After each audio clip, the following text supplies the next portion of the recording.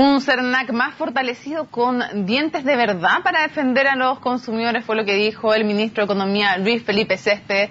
Muchísimas gracias por acompañarnos. Más allá de este tema de los dientes, hoy día en concreto, ¿abusar es un buen negocio para algunas empresas? ¿Más que corregir la falta? Yo no querría calificar si abusar es un buen negocio o no es un buen negocio. En los hechos lo que nos muestran es que hoy día tenemos algo así como más de 300.000 reclamos cada año. El año 2013 las cifras nos indicaban de 300.000 reclamos, de los cuales 140.000 no fueron respondidos o por los proveedores que fueron básicamente demandados por los consumidores y de esos 140.000 casos, 11.000 terminaron los juzgados de policía local. O sea, tenemos 130.000 consumidores que no recibieron ninguna respuesta a su reclamo. Lo decía la presidenta, que querían evitar que abusar siguiera siendo un buen negocio. Hoy día, al parecer, con las multas que existen, es mejor perseverar y pagar la multa que cambiar de actitud. Efectivamente, lo que tenemos que hacer acá es fortalecer la institucionalidad en todas sus dimensiones. ¿Qué es lo que estamos haciendo con el proyecto? En primer lugar, lo que estamos haciendo es dándole dientes al Cernac. Lo estamos dando la capacidad de fiscalizar, de efectivamente recabar información respecto, por ejemplo, de los contratos financieros, de forma tal si cumplen o no cumplen con las cláusulas que deben cumplir para hacer cumplimiento de la ley de los derechos de los consumidores. Le damos la capacidad al Cernac de normar, de efectivamente interpretar la ley en pro de los derechos de los consumidores, y la capacidad de sancionar. Esos tres elementos para el fortalecimiento del Cernac son importantísimos y estamos aumentando las multas de manera significativa. Bueno, esas multas suben mucho, efectivamente, pero siempre a beneficio fiscal. ¿Por qué las multas no son a beneficio de las personas afectadas o las personas que denuncien con razón haber sufrido una discriminación o un abuso por parte de alguna empresa? Las multas son a beneficio fiscal, pero también tenemos que el Cernac va a poder solicitar la restitución, por ejemplo, del bien comprado o el servicio no prestado. Adicionalmente, los consumidores van a poder solicitar indemnizaciones por los daños causados de todo tipo. ¿Pero esas indemnizaciones es necesario hacer el proceso de ir a tribunales y demandarlos civilmente, o hay algún procedimiento más sencillo? Porque eso es muy engorroso. Hay un procedimiento más sencillo, por ejemplo, que en la primera etapa, cuando los consumidores presenten su reclamo frente al Cernac, el Cernac va a poder, por ejemplo, solicitar la restitución de los pagos, de los cobros indebidos que hayan sufrido los consumidores. Y en aquellos casos en donde amerite una indemnización, vamos a tener el paso de los tribunales civiles. Es cierto que las multas van a ser bastante más altas, pero todavía para una gran empresa que gana muchos millones de pesos cuando a veces abusa de un consumidor, sigue siendo mejor negocio pagar la multa que no haber hecho lo que hizo, que le reportó grandes ganancias. ¿Por qué no se pensó, como se hace en otros países, por ejemplo Estados Unidos, que la multa fuera o un porcentaje derechamente de lo que ganó la empresa de forma indebida, o incluso todo lo que hagamos de forma indebida como multa? Lo que estamos haciendo acá es aumentando las multas, en algunos casos hasta 10 veces. Creemos que con este aumento en las multas estamos avanzando de manera muy significativa. Adicionalmente, estamos clarificando un punto que hace que las multas efectivamente se transformen efectivamente en un elemento de disuasión de las conductas.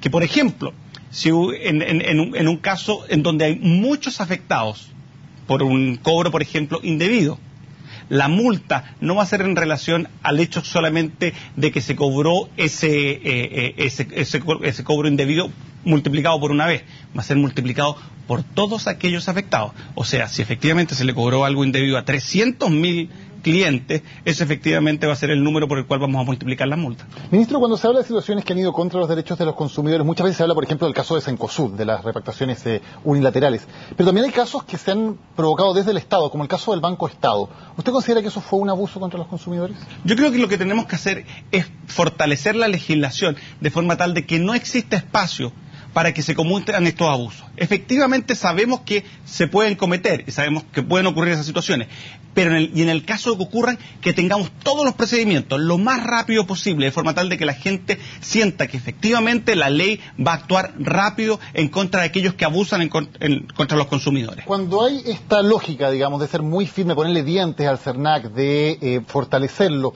¿no es una señal contradictoria poner en el directorio del Banco Estado a una persona que estuvo precisamente cuando se cometió ese abuso, como Francisco Vidal, que ha sido nuevamente nombrado como director del Banco Estado? ¿No hay una señal contradictoria en términos de derechos de los consumidores ahí? Yo creo que aquí los nombramientos de los directorios que hemos hecho son nombramientos que efectivamente son hechos para fortalecer las instituciones. Y en el caso particular que usted me pregunta, efectivamente aquí hubo un mea culpa respecto a una situación particular del director en cuestión. Nosotros creemos que todos estos nombramientos, al final de cuentas, lo que necesitan es fortalecer los gobiernos corporativos de las instituciones. Nosotros creemos que estamos avanzando en eso. Pero más allá del caso puntual de Banco Estado u otra institución, lo que tenemos que hacer acá es fortalecer la institucionalidad de defensa de los consumidores para que nadie tenga el incentivo a abusar de los consumidores. Respecto de la reforma tributaria, usted fue parte del equipo económico de la candidatura Andrés Velasco, que ha sido un fuerte crítico de la reforma tributaria. Él ha dicho que no hay certeza de que no se vaya a afectar la inversión ni tampoco el crecimiento, por ejemplo, con la eliminación del FUT, y hemos visto reconocer al ministro Alberto Arenas ahora recientemente, después de que no se reconocía, y también al subsecretario Mico, que sí puede tener algún efecto, dicen, menor en la inversión el tema de efectivamente eliminar el FUT. ¿Usted se atrevería a garantizar que ese efecto va a ser menor? Nosotros hemos dicho muy claramente, en el caso particular del efecto sobre la inversión, es que todos los estudios muestran que el efecto de corto plazo es un efecto que reduce ligeramente la tasa de inversión. Y lo dijimos claramente cuando la reforma tributaria se presentó en el Congreso, en la primera instancia, en la Cámara de Diputados. Pero ¿qué hemos dicho alternativamente? Hemos dicho que al hecho de que nosotros estamos financiando una reforma educacional con esta reforma tributaria, nos incrementa nuestro capital humano y de esta forma va a tener un efecto muy positivo sobre el crecimiento a largo plazo. Nosotros no podemos mirar esta reforma tributaria solamente en su dimensión de recaudación, sino también en su dimensión de qué es lo que vamos a hacer con estos recursos. Como ex miembro del equipo económico de la candidatura Andrés Velasco, que planteó una reforma tributaria, pero bastante distinta en los aspectos centrales de la que plantea el gobierno, ¿usted con cuál de las dos propuestas está más? Porque si estaba en el equipo económico de Velasco, uno entiende que usted compartía que era mejor hacer una reforma en que, por ejemplo, no se eliminaba el FUT, sino que se ponía un impuesto contingente en el tema de las ganancias. ¿Qué pasó? Ahora está más de acuerdo con... ¿Cuáles son los dos elementos centrales de esta reforma tributaria? Y después le respondo su pregunta. Los dos elementos centrales de la reforma tributaria es que tenemos que recaudar 8.200 millones de dólares para financiar una gran reforma educacional y también gastos sociales de otras materias, como por ejemplo salud. Y el segundo elemento que tenemos que tener, que tenemos en esta reforma tributaria, es que tenemos que hacerlo recaudando efectivamente de manera más equitativa. Y eso implica recaudar de quienes tienen más.